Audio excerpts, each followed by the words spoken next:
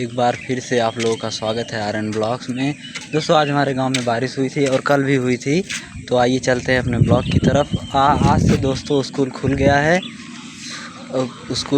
और हमारे घर के बच्चे जो हैं वो पढ़ाई में थोड़े, चलिए आइए देखते हैं कैसे।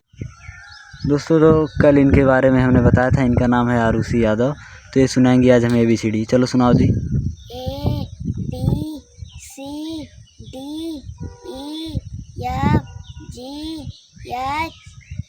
ABCDEFGHIJKLMNOPQRSTUVWXYZ। हाँ दोस्तों, तो आप इनको जानते होंगे, ये है कृष्णा यादव। कल के वीडियो में मैंने इनके बारे में बताया था।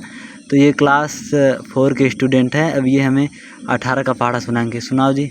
18 को 18 28 36 28 29 28 72 28 95 98 18 18 26 18 18 19 18 19 1 4 62 18 19 80।